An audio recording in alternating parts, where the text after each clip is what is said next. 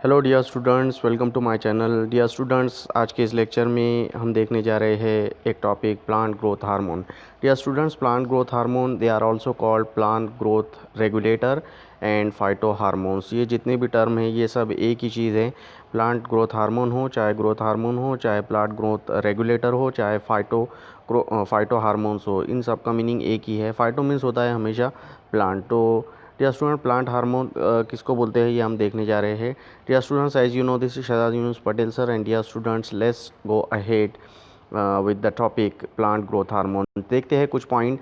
सबसे पहला पॉइंट देखते हैं, the term hormone coined first by the Starling in 1906 in the animal physiology. Dear student, सबसे पहला पॉइंट इसमें यही आता है कि जो ग्रोथ हार्मोन है, हार्मोन जो ये वर्ड है दुनिया में सबसे पहले किसने यूज़ किया?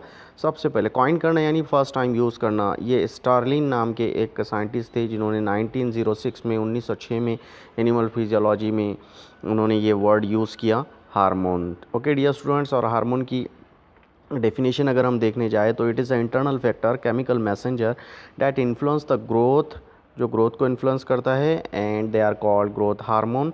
Growth regulator as they inhibits the growth, they promote the growth and they modify the growth. ऐसे हार्मोन जो या ऐसे केमिकल सब्सटेंस या ऐसे इंटरनल फैक्टर जो प्लांट की ग्रोथ को, यानी प्लांट के जो ऑर्गन है उसकी ग्रोथ को इनहिबिट करते हैं, या तो रोकते हैं, स्टॉप करते हैं, प्रिवेंट करते हैं, या तो प्रमोट करते हैं, और या तो फिर मॉडिफाई करते हैं along with some other physiological processes. इसको बोलते हैं plant growth hormone. Okay dear students, उसके बाद नेक्स्ट पॉइंट देखते हैं, प्लांट ग्रोथ प्रोमोटर। एग्जांपल उसकी है ऑक्सिन, गिबरलिन्स या जिबरलिन्स, जिसको एब्रीविएटेड किया हुआ है GA, और साइटोकाइनिन CK। ये सब ग्रोथ हार्मोन की प्रोमोटर की एग्जांपल है। प्रोमोटर किसको बोलेंगे? जो ग्रोथ को प्रमोट करते हैं, इनहिबिट नहीं करते। तो उसकी एग्जांपल है ऑक्सिन्स और गिबरलिन्स और साइटोकाइनिन्स। याद रखिए, आप इसको पॉज करके वीडियो को आप पॉइंट नोट कर सकते हैं। और ग्रोथ इनहिबिटर यानी जो ग्रोथ को रोकते हैं, स्टॉप करते हैं, प्रिवेंट करते हैं, उनकी एग्जांपल कौन सी है? उनकी एग्जांपल है हार्मोन इथिलीन और हार्मोन एब्सिसिक एसिड, जिसका एब्रीविएशन है ABA। याद रख सकते हैं आप ये पॉइंट कि जितने भी all the phytohormones are growth regulator. जितने भी फाइटो हार्मोन्स है यानी जितने भी प्लांट में हार्मोन होते हैं वो ग्रोथ रेगुलेटर होते हैं। या तो वो प्रोमोटर होते हैं, प्रमोट करते हैं ग्रोथ को, या तो इनहिबिटर होते हैं, जिसकी एग्जांपल अभी हमने यहाँ पर देखा। ओके डियर स्टूडेंट्स, आगे बढ़ते हैं और देखते हैं बहुत ही बढ़िया एग्जाम्पल। ग्रोथ हार्मोन की पहले डेफिनेशन देख लेते हैं। ग्रोथ हार्मोन किसको बोलते हैं? They are also called organic compound. Okay, इनको ऑर्गेनिक कंपाउंड भी बोलते हैं। अदर देन द न्यूट्रिएंट्स भी होते हैं बॉडी में, जैसे प्रोटीन, कार्बोहाइड्रेट एक्सेट्रा। तो उनके अलावा ये दूसरे ऑर्गेनिक कंपाउंड है which is synthesize by the plant naturally, and they either promote और inhibit the growth and control the growth and some other physiological process. तो वो ऑर्गेनिक कंपाउंड जो प्लांट नेचुरली सिंथेसाइज करता है, तैयार करता है, और जिनका काम है ग्रोथ को प्रमोट करना या फिर इनहिबिट करना, या फिर जब भी ज़रूरत पड़े उसके हिसाब से रेगुलेट करना यानी कंट्रोल करना, और कुछ दूसरे फिजियोलॉजिकल प्रोसेस को भी रन करवाना, ये काम होता है ग्रोथ हार्मोन का। यही डेफिनेशन है ग्रोथ हार्मोन की। ओके डियर स्टूडेंट्स, तो एग्जाम्पल नंबर फर्स्ट यहाँ पर देखते हैं। Growth hormone number 1 abscisic acid, ABSCI abscisic acid, इसका एब्रीविएशन है ABA। और डियर स्टूडेंट्स, इस एब्सिसिक एसिड को लिस्ट में मैं पहले नंबर पे रखा हूँ, और इसको स्ट्रेस हार्मोन भी बोलते हैं। स्ट्रेस हार्मोन क्यों बोलते हैं उसकी भी रीजंस हम देखेंगे। और एक्चुअली डियर स्टूडेंट्स, ये है नेचुरल ग्रोथ इनहिबिटिंग हार्मोन, यानी नेचुरल जो ग्रोथ होती है उसको ये इनहिबिट करता है, यानी ये ग्रोथ को रोकने वाला हार्मोन है। स्ट्रेस हार्मोन भी इसको बोलते हैं, ABA भी इसको बोलते हैं, और एब्सिसिक एसिड इसका नाम है। ओके डियर स्टूडेंट्स, तो इतनी चीज़ें आप याद रखिए कि ये जितने भी टर्म हैं ये एब्सिसिक एसिड को दिखाते हैं। एब्सिसिक एसिड या फिर ABA या स्ट्रेस हार्मोन या फिर natural growth inhibiting hormone. Okay, सबसे पहला पॉइंट देखते हैं।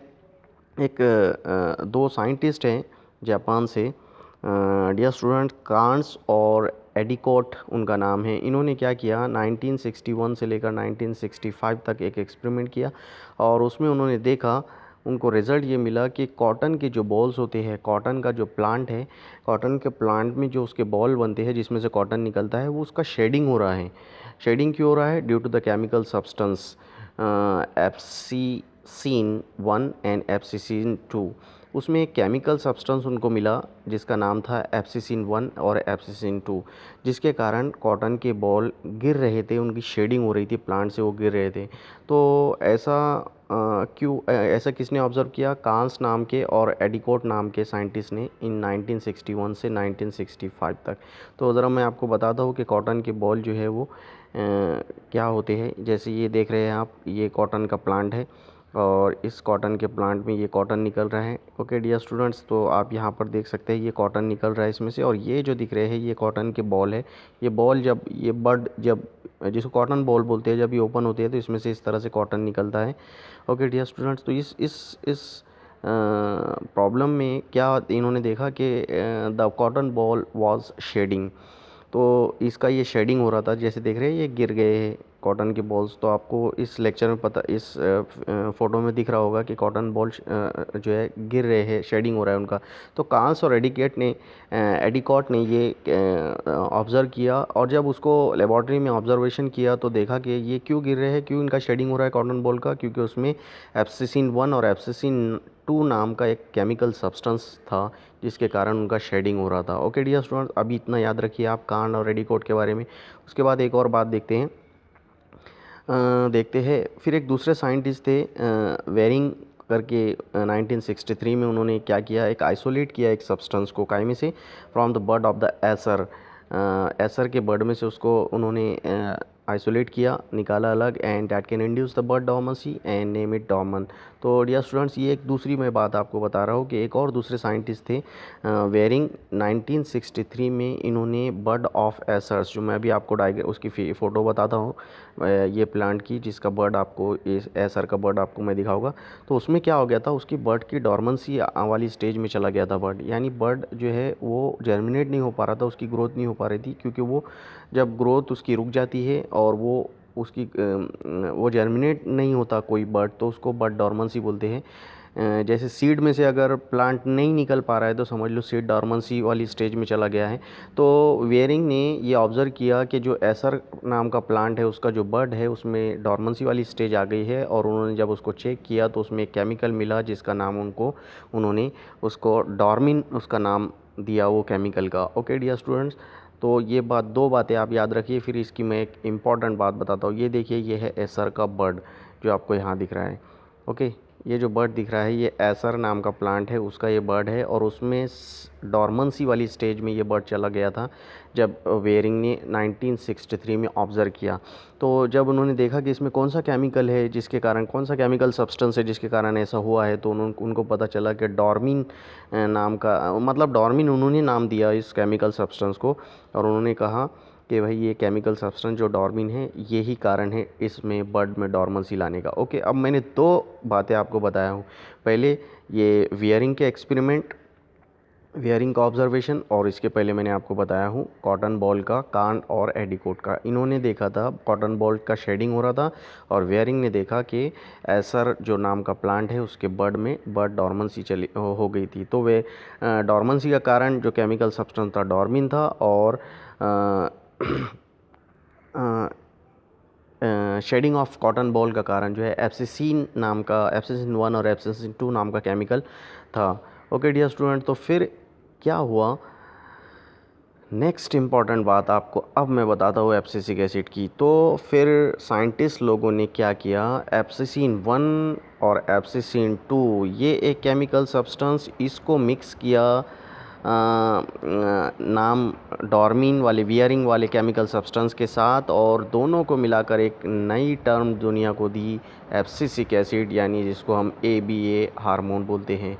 ओके, अब समझ में आया ABA कैसे बना।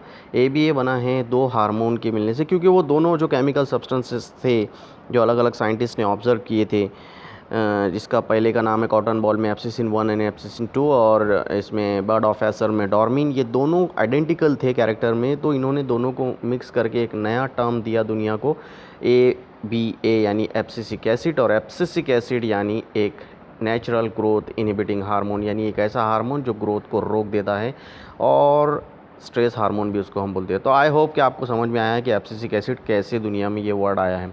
Okay, it is synthesize in the leaf, in the fruit roots, in the fruit, in the roots and in the seeds. तो ये पॉइंट भी आप नोट कर सकते हैं कि ये प्लांट में कहाँ पर सिंथेसाइज होता है, लीफ के अंदर, पत्तों में, फ्रूट्स में होता है, रूट में होता है और सीड्स में होता है। उसके बाद नेक्स्ट पॉइंट और देखते हैं, it is chemically containing 15 carbon sesquiterpenoid compound and it is synthesized from the mevalonic acid। mevalonic acid से ये बना है। ये सब पॉइंट आप नोट करके रख सकते हैं। लीव्स, फ्रूट और रूट और सीड्स में ये सिंथेसाइज होता है, तैयार होता है। किसकी बात कर रहे हैं हम? एब्सिसिक एसिड की। ओके, अब आगे का नेक्स्ट पॉइंट देखते हैं। नेक्स्ट पॉइंट बहुत इंपॉर्टेंट है। अब देखते हैं, ABA is naturally occurring growth hormone. ये नेचुरली तौर पर प्लांट के अंदर जो है तैयार होने वाला एक हार्मोन है। दूसरा पॉइंट देखते हैं, it influence the abscission and the dormancy. ये एब्सिशन और डॉर्मेंसी जैसे प्रोसेस को इन्फ्लुएंस करता है। एब्सिशन क्या है डियर स्टूडेंट? आपने देखा होगा पत्तों का झड़ना, फ्रूट का जब राइप हो जाता है, फ्रूट पूरी तरह से फल या फ्रूट जब पक जाता है, तो उसके बाद नेक्स्ट स्टेज क्या है? उसका पेड़ से, उसका उस प्लांट से जो है डिटेच हो जाना, यानी उससे अलग हो जाना, यानी गिर जाना। तो पत्तों का गिरना, पत्तों का झड़ना, फ्रूट का पकने के बाद गिर जाना, ये एब्सिशन का प्रोसेस इसको बोलते हैं। तो ये एब्सिशन के प्रोसेस के लिए कौन रिस्पॉन्सिबल है? ABA ही रिस्पॉन्सिबल है। और डॉर्मेंसी, यानी सीड के अंदर डॉर्मेंसी आती है, बड के अंदर डॉर्मेंसी आती है। अगर बड में डॉर्मेंसी आ गई तो बड ओपन नहीं होगा, फ्लावर नहीं बनेगा। अगर सीड में डॉर्मेंसी आती है तो सीड जर्मिनेट नहीं होगा और एक नए वाले प्लांट में कन्वर्ट नहीं होगा, तो इसको सीड डॉर्मेंसी बोलते हैं। तो ये दोनों प्रोसेस के लिए रिस्पॉन्सिबल कौन है? ABA, एब्सिसिक एसिड रिस्पॉन्सिबल है। एक और पॉइंट देख लेते हैं, it is an anti gibberellin hormones as it inhibits the growth stimulated by the gibberellins. Actually dear students, एक और हार्मोन है जिसका नाम है गिबरलिन, उसको बोलते हैं ग्रोथ हार्मोन। वो ग्रोथ करवाता है प्लांट की। तो ये एंटी गिबरलिन हार्मोन है, यानी गिबरलिन के एंटी, यानी उसके उलट जो है फंक्शन करता है। गिबरलिन अगर ग्रोथ करवाता है तो ये ग्रोथ को रोकता है, इनिबिट करता है, इसीलिए इसको एंटी गिबरलिन हार्मोन भी बोलते हैं। तो ये भी एक फंक्शन आप इसका याद रखिए। उसके बाद नेक्स्ट पॉइंट और देखते हैं, इसके आगे की तरफ बढ़ते हैं। It is called stress hormone. Stress hormone बहुत ही इंपॉर्टेंट है और इंटरेस्टिंग चीज़ है। स्ट्रेस हार्मोन इसको क्यों बोलते हैं? As it produce during the drought and some other unfavourable climatical condition. Drought, जब पानी नहीं होता एरिया में, जब सूखा पड़ जाता है, पानी प्लांट को नहीं मिलता है या दूसरे न्यूट्रिएंट्स नहीं मिलते हैं, या अनफेवरेबल कंडीशन, क्लाइमेटिकल कंडीशन, ऐसी कंडीशन है जो प्लांट की ग्रोथ के लिए आप पॉसिबल नहीं है, उसके लिए सूटेबल नहीं है। तो ऐसी कंडीशन में प्लांट के अंदर ये हार्मोन सीक्रेट होता है और वो कुछ ऐसे प्रोसेस जिनके लिए ये वाटर चाहिए और न्यूट्रिएंट्स चाहिए, तो उन प्रोसेस को रोक देता है। यानी ये जो स्ट्रेस वाली कंडीशन है, स्ट्रेस वाली कंडीशन के अंदर प्लांट्स में ये हार्मोन सीक्रेट होता है और उसके बहुत सारे प्रोसेस को रोकता है ताकि प्लांट को ज़िंदा रहने में हेल्प मिल सके। तो इसलिए इसको स्ट्रेस हार्मोन बोलते हैं, क्योंकि ये स्ट्रेस वाली कंडीशन में प्लांट के अंदर प्रोड्यूस होके बहुत इंपॉर्टेंट प्रोसेस जिसको ये सब चाहिए उसको रोकने का काम करता है, इसलिए इसको स्ट्रेस हार्मोन बोलते हैं। अब इसका इंपॉर्टेंट रोल देख लेते हैं। पहला रोल देख लेते हैं, it induces the dormancy in the seed, bird and tuber. Seed के अंदर ये डॉर्मेंसी लाता है जिसके कारण सीड प्लांट में कन्वर्ट नहीं होता, बर्ड और ट्यूबर्स में भी ये डॉर्मेंसी लेकर आता है। तो इट इंड्यूसेस द डॉर्मेंसी, पहला पॉइंट। दूसरा point, it act as a growth regulator as it retards the growth. तो इसको ग्रोथ रेगुलेटर यानी ग्रोथ इनहिबिटर बोलते हैं। ये ग्रोथ को रोकने वाला हार्मोन है क्योंकि ये ग्रोथ को रिटार्ड करता है। उसके बाद एक और पॉइंट देखते हैं, ABA यानी abscisic acid, it plays an important role in closing of the stomata to check the transpiration. यह स्टूडेंट बहुत ही इंपॉर्टेंट पॉइंट, जैसे कि मैंने आपको बताया हूँ कि इसको स्ट्रेस हार्मोन क्यों बोलते हैं, उसका एक एग्जाम्पल मैं आपको यहाँ दे रहा हूँ। एक प्रोसेस है ट्रांसपीरेशन, उसका नाम है ट्रांसपीरेशन, यानी प्लांट अपने जो है आउटर मोस्ट पार्ट से अपने अंदर से वाटर को जो है रिलीज़ करते हैं in the form of vapours. तो वो प्रोसेस को ट्रांसपीरेशन बोलते हैं। प्रोसेस क्या हो रहा है? पानी जो है, वाटर जो है प्लांट के अंदर से बाहर निकल रहा है, रिलीज़ हो रहा है, काय की फॉर्म में? वेपर की फॉर्म में। तो उस प्रोसेस को बोलते हैं ट्रांसपीरेशन। अब डियर स्टूडेंट, ड्रॉट वाली कंडीशन आ गई, सूखा पड़ा है एरिया में, पानी नहीं है, तो ऐसी कंडीशन में ट्रांसपीरेशन होगा तो प्लांट और जल्दी मर जाएगा। तो ये क्या करता है? क्लोज करता है स्टोमेटा। ये प्रोसेस स्टोमेटा के थ्रू ज़्यादा होता है, 80% स्टोमेटा जो के थ्रू होता है ये प्रोसेस प्लांट के अंदर। तो ये स्टोमेटा को ही क्लोज कर देता है। कौन? ABA। तो जब स्टोमेटा को क्लोज कर देगा तो इसका मतलब ट्रांसपीरेशन भी कम से कम होगा। ट्रांसपीरेशन कम से कम होगा तो कम से कम पानी जो है प्लांट से जो है रिलीज़ होगा। इसका मतलब पानी ज़्यादातर जमा रहेगा प्लांट के अंदर ही, क्योंकि कंडीशन ही ड्रॉट वाली आ गई है, सूखे वाली आ गई। ओके, एक और point, ABA promotes the senescence by inducing the loss of the chlorophylls and thereby decreasing the rate of the photosynthesis. Senescence नाम का एक प्रोसेस को भी ये प्रमोट करता है, क्योंकि सीनेसेंस का मीनिंग ये है कि जो क्लोरोफिल पिगमेंट होता है बॉडी में, प्लांट के बॉडी में, जिसके कारण प्लांट ग्रीन कलर के दिखते हैं, जो कि प्रोसेस ऑफ फोटोसिंथेसिस करवाते हैं। फोटोसिंथेसिस करवाने के लिए बहुत सारे केमिकल रिएक्शंस होते हैं, जिसके लिए न्यूट्रिएंट चाहिए, वाटर चाहिए, तो वो उसको भी अगर ये कम करवा देगा, यानी सीनेसेंस के थ्रू अगर क्लोरोफिल को लॉस कर देगा बॉडी से प्लांट की, तो प्रोसेस ऑफ फोटोसिंथेसिस वो कम होगा, और फोटोसिंथेसिस ऑफ प्रोसेस कम अगर होगा, डिक्रीज हो जाएगा उसका रेट, तो फिर प्लांट को न्यूट्रिएंट्स की कमी जो है, जो ज़्यादा रिक्वायरमेंट थी वो कम होगी, और कम रिक्वायरमेंट के कारण ही प्लांट्स उस एरिया में उस स्ट्रेस वाली कंडीशन में ज़िंदा रह पाएगा। इसलिए प्लांट के इसलिए इस हार्मोन को स्ट्रेस हार्मोन भी बोलते हैं, क्योंकि ये बचाता है प्लांट को। एक और देख लेते हैं, ABA यानी abscisic acid, it overcomes the stress by inducing the dormancy की कंडीशन लाकर ये प्लांट को बचाता है स्ट्रेस में। इनिबिटिंग द ग्रोथ को भी रोकता है, एंड प्रोमोटिंग द एब्सिशन, और एब्सिशन यानी पत्ते को झड़ाना और फ्रूट का जो है राइप होने के बाद गिराना, प्लांट से डिटेच करना, इसको वो प्रमोट करता है under the stress condition like the drought, flood and minerals deficiency, इसीलिए इसको स्ट्रेस हार्मोन बोलते हैं। तो डियर स्टूडेंट, मुझे लगता है आपको ज़रूर समझ में आया होगा ABA हार्मोन क्या है और उसका रोल क्या है। आप इसको पॉज करके जो है नोट्स बना सकते हैं। ओके, उसके बाद डियर स्टूडेंट, आप चलते हैं सेकंड हार्मोन की तरफ। सेकंड हार्मोन लिस्ट में है गिबरलिन्स या जिबरलिन्स नाम का हार्मोन, जिसको ग्रोथ प्रमोटिंग हार्मोन बोलते हैं। इसके पहले हमने जो हार्मोन देखा वो ग्रोथ रोकने वाला था। ये जो गिबरलिन या जिबरलिन हार्मोन है, ये है ग्रोथ को प्रमोट करने वाला, यानी ग्रोथ को बढ़ावा देने वाला, ये ग्रोथ कराने वाला हार्मोन है। ओके डियर स्टूडेंट, तो चलिए कुछ इंपॉर्टेंट पॉइंट देखते हैं। गिबरलिन्स फर्स्ट आइसोलेटेड, पहली बार दुनिया में गिबरलिन को किसने आइसोलेट किया? वो आइसोलेट किया क्यूरोसावा नाम के जापान के एक साइंटिस्ट थे। 1926 में उन्होंने इसको एक फंगस से आइसोलेट किया, एक फंगस से इसको निकाला। फंगस का नाम क्या था? गिबेरेला फ्यूजिकोराई, ये फंगस का नाम है। गिबेरेला फ्यूजिकोराई नाम की फंगस से गिबरलिन नाम का जो हार्मोन है सबसे पहले इन्होंने ऑब्ज़र्व किया। ऑब्ज़र्व करने के बाद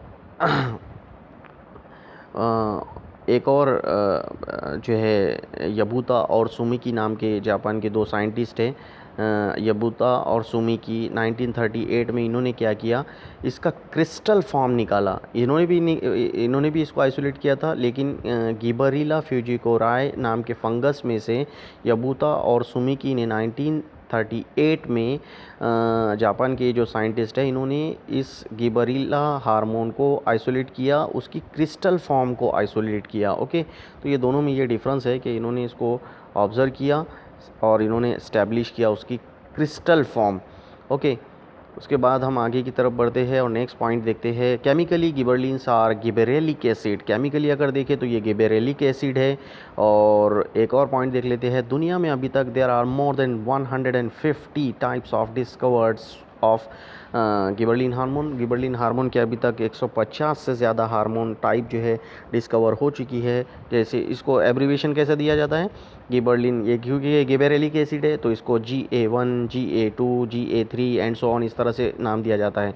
इसमें से सबसे ज़्यादा most widely studied and commonly occurring gibberellin जो है वो है GA3, यानी गिबरेलिक एसिड 3 जो है ये सबसे ज़्यादा कॉमन है, वाइडली स्टडीड किया गया है और कॉमनली ऑकरिंग गिबरेलिन हार्मोन है GA3। याद रखिए, इस पर क्वेश्चन आ सकता है। ओके, उसके बाद आगे बढ़ते हैं और देखते हैं एक और point. Gibberellins are synthesize from the acetyl coenzyme, काय से बनता है ये? एसिटिल को एंजाइम से बनता है। तो ये सारे पॉइंट आप नोट कर सकते हैं। उसके बाद चलते हैं नेक्स्ट पेज पर और देखते हैं एक और इम्पॉर्टेंट पेज, गिबरलिन हार्मोन जो कि ग्रोथ प्रमोटिंग हार्मोन है इसका। एक्चुअली डियर स्टूडेंट्स, मैं आपको एक बात बताना भूल गया। गिबरलिन जो हार्मोन्स है ये जो फंगस इसमें देखा गया था, गिबरेला फ्यूजिकोराई फंगस जो था, जिसमें एक्चुअली कुरोसावा और याबुती सुमिकी ने जो क्रिस्टल फॉर्म निकाला था, वो एक्चुअली ये राइस का एक प्लांट था। राइस का एक प्लांट, ये मैं दिखाता हूँ आपको। राइस के प्लांट को उन्होंने ऑब्ज़र्व किया। अब आप इसमें एक बात देखिए, इसमें आपको एक ख़ास बात क्या दिख रही है कि सब राइस के प्लांट, ये पूरा राइस का खेत है और इसमें सब राइस के प्लांट जो है एक उनकी एक कॉमन लेंथ है, लेकिन ये जो एक दिख रहा है राइस का प्लांट यहाँ पर, इसकी लेंथ बहुत बढ़ गई है, इसका स्टेम की जो लंबाई है वो बहुत ज़्यादा दिख रही है आपको। तो ये याबुती सुमिकी ने और कुरोसावा ने ऑब्ज़र्व किया। ऑब्ज़र्व करने के बाद इनको पता चला कि ये एक राइस का प्लांट ऐसा क्यों, बाकी के सब छोटे छोटे दिख रहे हैं लेकिन एक की हाइट बहुत ज़्यादा बढ़ गई है, तो ऐसा क्यों हुआ। तो उन्होंने जब देखा कि राइस के प्लांट में ये जो सेल स्टेम के अंदर जो सेल थे उसमें इलॉन्गेशन हुआ है, एक्सटेंसिव इलॉन्गेशन हुआ है, सेल की जो स्टेम की लेंथ है बहुत ज़्यादा बढ़ गई है। जब उन्होंने उसको ऑब्ज़र्व किया, जैसे हम यहाँ देख सकते हैं स्टेम की लेंथ बहुत ज़्यादा बढ़ गई है। जब उन्होंने उसको ऑब्ज़र्व किया लेबॉर्ट्री के अंदर, तो पता चला कि उसमें एक फंगस है, फ्यूजिकोराई गिबरेलिया फ्यूजिकोराई नाम का, जो पहले मैंने आपको बताया। और वो फंगस में एक जो है हार्मोन है गिबरेलिक एसिड जो है हार्मोन है, और वो हार्मोन के कारण ऐसा हुआ है, जिसके कारण ये एक बीमारी है प्लांट की, जिसको बैकएंड डिजीज़ बोलते हैं, जिसमें प्लांट की हाइट हद से ज़्यादा बढ़ जाती है, और ये कारण बना गिबरलिन सब्सटेंस की वजह से ये ऐसा हुआ है, उसकी हाइट जो है बढ़ गई है बहुत ज़्यादा। तो ये इसका रीज़न उन्होंने देखा कि वो एक फंगस था, फंगस में एक हार्मोन था गिबरलिन नाम का हार्मोन, और उसके कारण ऐसा हुआ है। ओके डियर स्टूडेंट्स, उसके बाद नेक्स्ट पॉइंट देखते हैं। It is synthesize in the young leaf, seeds, roots and stem tip. कहाँ कहाँ सिंथेसाइज होता है प्लांट में? यंग लीफ में, सीड में, रूट में और स्टेम की टिप में ये सिंथेसाइज होता है। उसके बाद मैं पहले ही बताया हूँ आपको 150 से ज़्यादा केमिकल टाइप इसकी अभी तक दुनिया में आ चुकी है, जिसमें से GA3 जो है वो सबसे ज़्यादा कॉमन है। Chemically it contains gibbane ring. एक केमिकली इसमें एक गिबीन नाम की एक रिंग होती है, वो क्या है? Acyclic diterpene with 4 isoprene units. एक साइक्लिक डाइटरपिन है वो, जिसमें 4 आइसोप्रीन के यूनिट होते हैं। ओके डियर स्टूडेंट्स, चलिए देखते हैं गिबरलिन के और कुछ इंपॉर्टेंट रोल कि गिबरलिन क्या क्या रोल प्ले करता है। सबसे पहला रोल देखते हैं गिबरलिन का। Gibberellins are known to induce the elongation of the cell in the stem. Stem की लंबाई को बहुत ज़्यादा इलॉन्गेट करता है, यह सबसे इंपॉर्टेंट फंक्शन है उसका। दूसरा और देखते हैं, gibberellins are widely use to increase the length of the jute fibre. जो जूट फाइबर है डियर स्टूडेंट, एक जूट का प्लांट होता है, वाइट जूट का प्लांट या गोल्डन जूट का प्लांट, उससे जूट फाइबर बनते हैं जो सिल्की जो गोल्डन कलर के होते हैं या वाइट कलर के होते हैं।